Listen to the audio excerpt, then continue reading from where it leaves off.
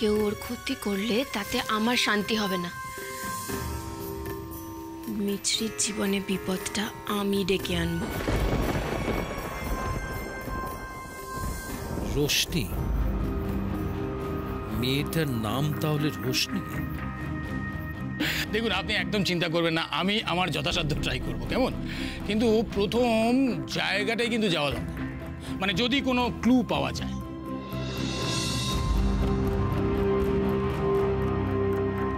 Mister Chakraborty, একটু ওদিকটা দেখুন তো। Okay sir. তোমরাও যাও। অফিসার, ঠিক ঠিক ঠিক এই জায়গাটায় মোবাইলটা পড়েছিল। এই জায়গা থেকে মোবাইলটা পেয়েছেন, তাই তো? যা ভেবেছিলাম ঠিক তাই। কি জানেন মিস্টার বোস, জায়গাটা খুব খারাপ। এর একটা মেয়ে পাচারের চক্র খুব অ্যাক্টিভ। একটু রাত হলে সব গন্ডগোল। কি হবে জানতো? কি আবার হবে, চিন্তা করো না, ওরা ঠিক মিস্ত্রিকে খুঁজে বার করো। ওর কিছু হতে দেব না আমরা। অফিসার প্লিজ আমার ভাগ্নিকে দয়া করে খুঁজে বার করে দিন। আরে না না মিস্টার বোস, আপনি এইভাবে বলবেন না। I will try my level best, কেমন? কি জানেন, এখানকার আন্ডারওয়ার্ল্ডের কয়েকজন আমার ইনফরমারের কাজ করে। দেখি ওদেরই একটু সাহায্য নিতে হবে। তার আগে না জায়গাটা একটু ভালো করে দেখে নেওয়া দরকার, যদি কোনো ওই সূত্র টুত্র পাওয়া যায় আর কি। হ্যাঁ, আপনি একটু দাঁড়ান, হ্যাঁ আমি দেখি।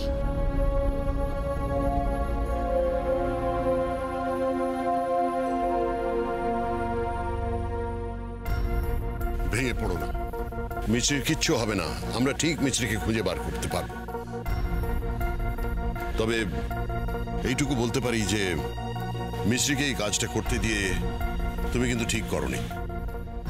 তুমি তো জানো সব রকম প্রফেশনে কিছু বাজে লোক বসে আছে, ওত পেতে বসে আছে মানুষের খারাপ করার জন্য। যাক, যা হয়ে গেছে তা নিয়ে তো আর কথা বলে কোনো লাভ নেই। দেখি এখন অফিসার কি করতে পারেন।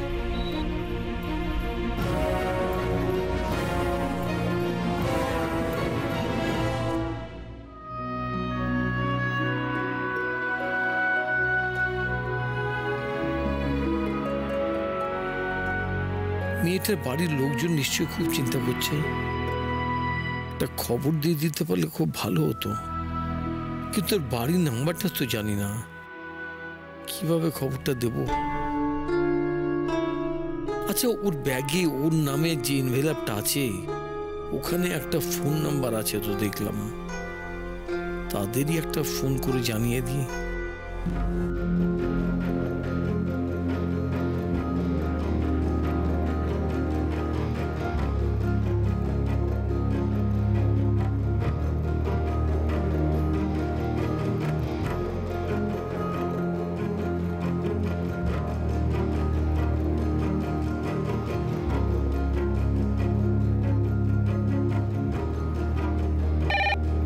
হ্যালো হ্যালো, আমি অভিষেক চৌধুরী। আমাকে চিনবেন না? রোশনি আমার কাছে রয়েছে, প্রচন্ড জ্বর। আপনারা যদি ওর বাড়িতে কাউকে একটা খবর দেন তাহলে খুব ভালো।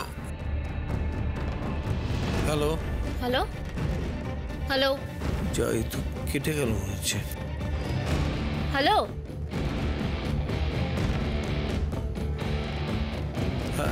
হ্যালো হ্যালো,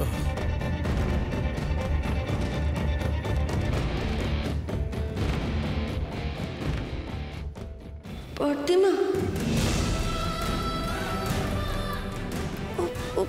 प्रतिमा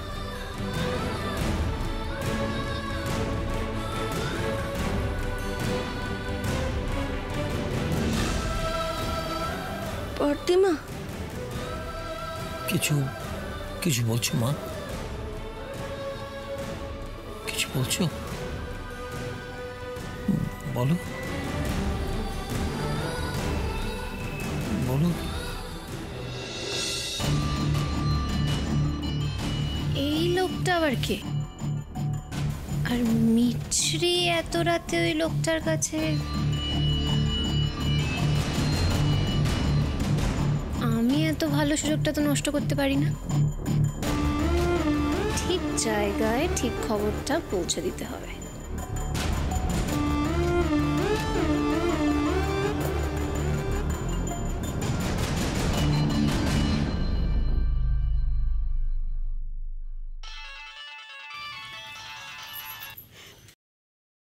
হ্যাঁ রঞ্জাতি, বলো। লাবু, কিরে মিছরি এখনো বাড়ি ফেরেনি তাই তো?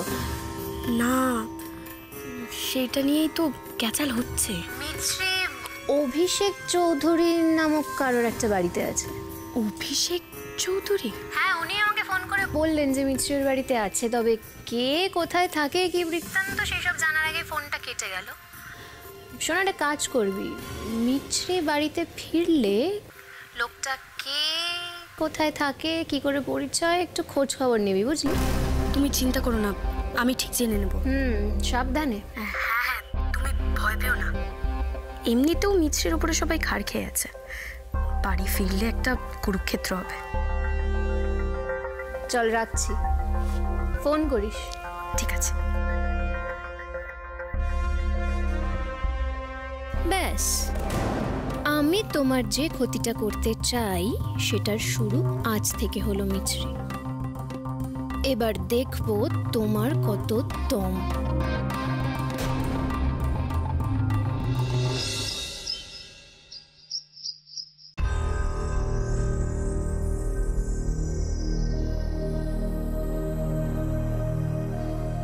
এই যে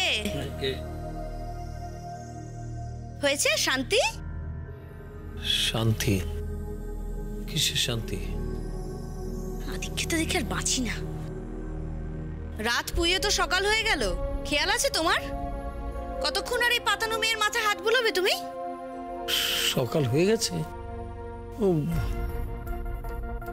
দেখি তো জ্বরটা কিরম আছে।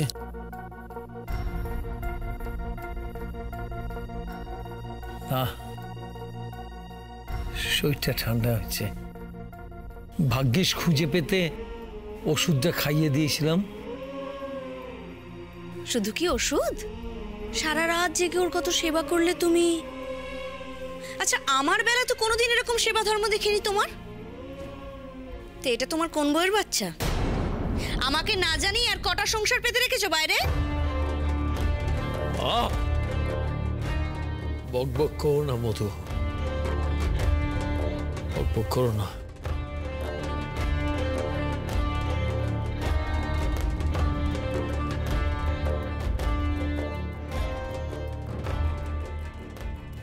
ওঠো মা।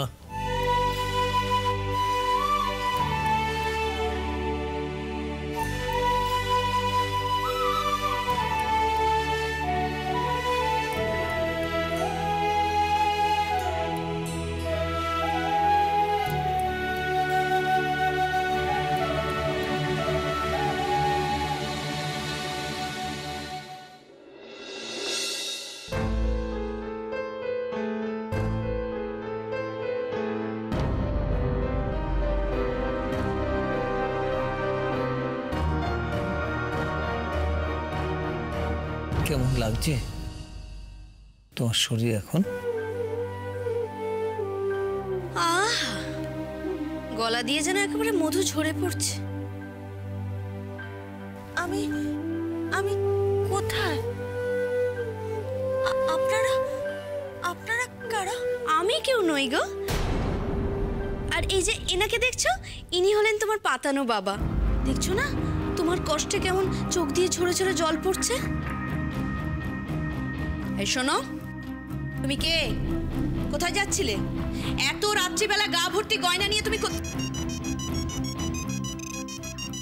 আমার একটা ফোন এসেছে, ফোনটা সেরে এসে কিন্তু আমি সব শুনবো। হ্যাঁ বেবি, হ্যাঁ বলো। আস্তে আস্তে।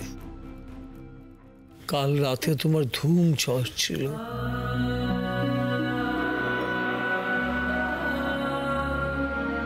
এখন শরীরটা ভালো না, তাড়াহুড়ো করো না। আমি বাড়ি যাব। বাড়ির লোকেরা নিশ্চয়ই খুব চিন্তা করছে। এটা এটা কোন জায়গা? আমি আমি ভবানীপুর যাব। আমি আমি তোমাকে নিজে পৌঁছে দিয়ে আসবো। তুমি তুমি বাড়িতে একটা ফোন করে দাও রোশনি।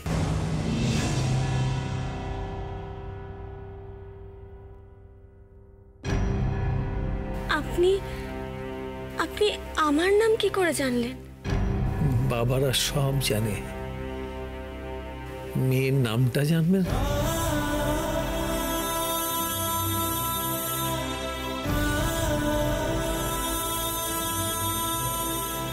বাবা?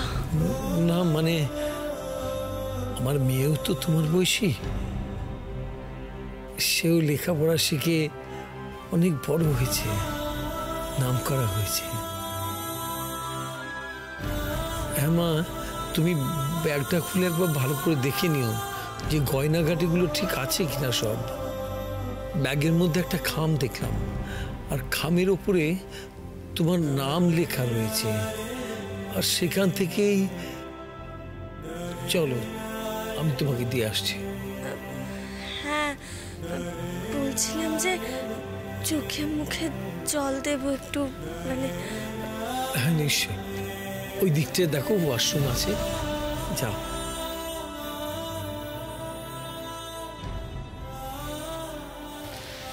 সাবধানে যাবে।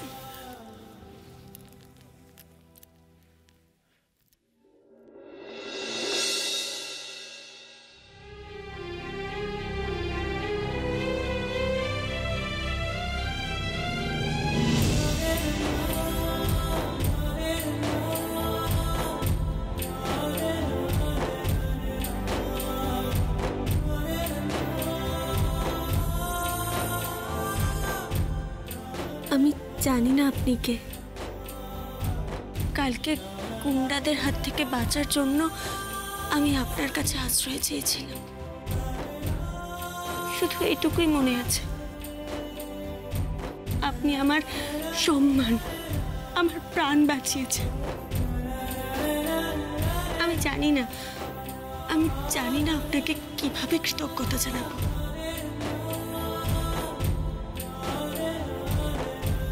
না রে মা, আমাকে আর ছোট করিস না। ধরে নে আমি পাপের প্রায়শ্চিত্ত করলাম, তোর কাছেই বরঞ্চ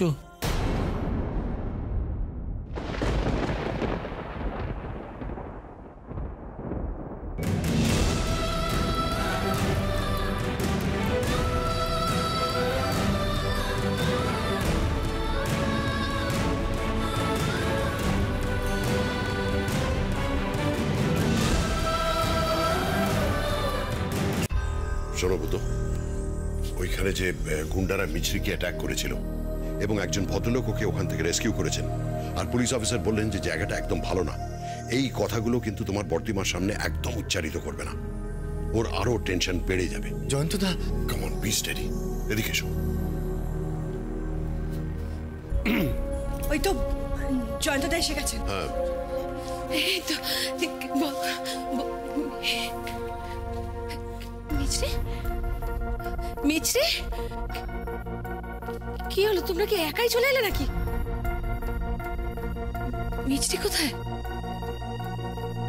ওকে সঙ্গে করে নিয়ে আসোনি তোমরা? কি গো, মিছরিকে সাথে করে আনোনি? ওকে ওকে খুঁজে পাওনি তোমরা? সর্বাণী, আমরা সাধ্য মতন মিছরিকে খোঁজার চেষ্টা করেছি, না পেয়ে আমরা পুলিশে খবর দিয়েছি। আর আমার বিশ্বাস পুলিশ নিশ্চয়ই মিছরিকে খুঁজে বার করবে।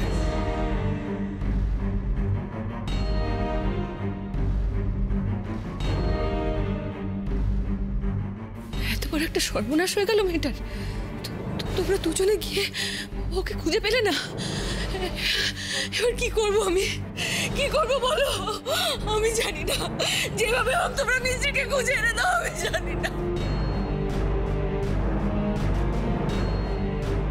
সর্বাণী, আমি তোমার মনের অবস্থা বুঝতে পারছি। দেখো, আমি তো মিছরিকে ছোটবেলা থেকে কোলে পিঠে করে মানুষ করেছি। ওর যদি কিছু হয়ে যায় তাহলে আমি কি করে?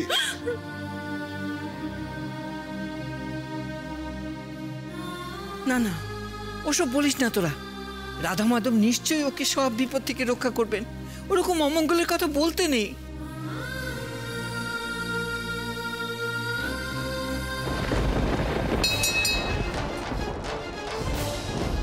আমার জন্য, আমার জন্য সবকিছু হয়েছে, আমার জন্য। আমার জন্য মিছরি আজকে এত বড় বিপদ। আমি যদি না পারমিশন দিতাম তাহলে আজকে আমাদের এত বড় বিপদের মুখে পড়তে হতো না, এত বড় বিপদের মুখে পড়তে হতো না। আমার জন্য, আমার জন্য।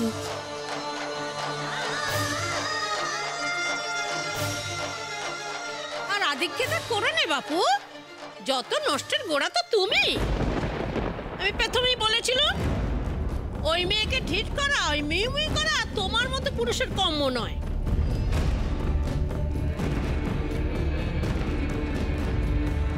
দিন রাত শুধু বইয়ের পেছনে ঘুরঘুর করা, ঘুরঘুর করা। তুই মেয়ে মানুষ মাথায় চড়বে না। এখন বোঝো ঠেলা, এসব মেয়ে সেসব ছেলের কাছে পড়তো, চালা কাঠ মেরে বার করে দিত। বৌদি, তুমি এর মধ্যে আর কথা বলো না তো। সবাই এমনিতে আমরা যথেষ্ট দুশ্চিন্তায় আছি। ফিরে এসো মিছরি, ফিরে এসো, ফিরে এসো। এই রাধা মাধব, তুমি মিছরিকে ফিরিয়ে দাও। আমি আর এই ভুল কোনোদিন করবো না, কোনোদিন করবো না, কোনোদিন করবো না।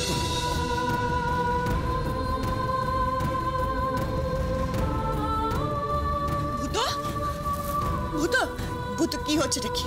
হ্যাঁ, এরকম পাগলামো কেউ করে? দেখ, মাসিমণি তো বললো যে মিছরি ফিরে আসবে। আমি তোকে বলছি, ঠিক মিছরি ঠিক ফিরে আসবে, তুই এরকম করিস না।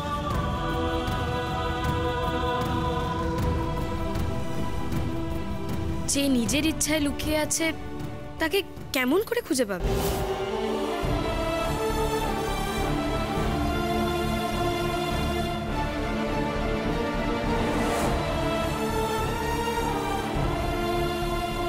লালু, লালু, মুখ সামলে কথা বল, না হলে আমি তোকে। ভূত, না হলে কি আমাকে মারবি? নিজের বউকে তো শাসন করতে পারিস না, আমার উপরে জোর ফলাতে এসেছিস। দেখ না কার সঙ্গে গিয়ে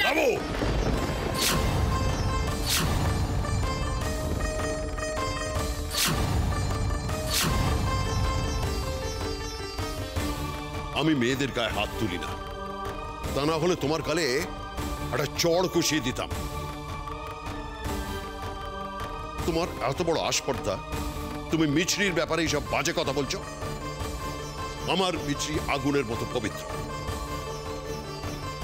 তার ব্যাপারে এইসব কথা জীবনে যেন না শুনি। সাবধান।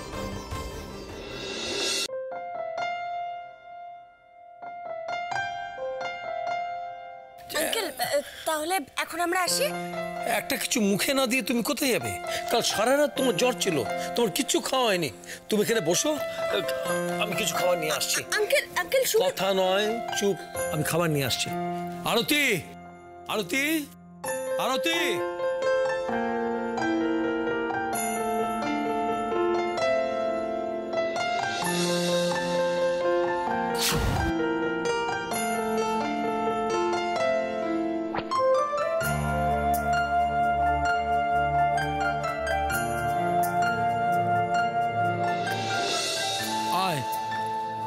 আয় আরতি। আঙ্কেল,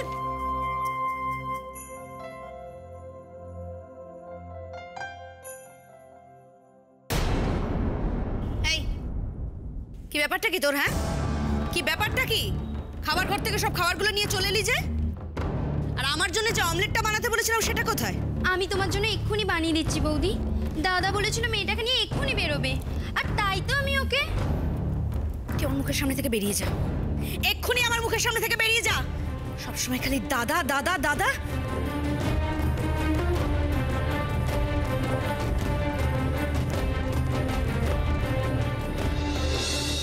চটপট খেয়ে নাও, তোমা চটপট খেয়ে নাও।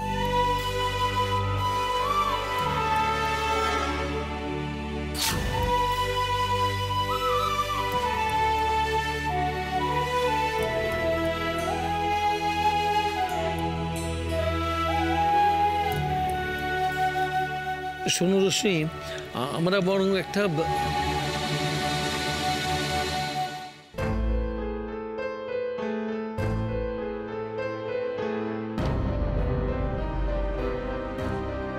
আচ্ছা রশ্মি, তুমি কি আমাকে দেখে ওভাবে খাচ্ছ? না না, আসলে তারা থাকলে আমি এরকম ভাবেই খাই, এই জন্য বর্দিমা আমাকে খুব বকে। বাহ, পাতানো বাপ বেটিতে তো দেখছি খুব মিল।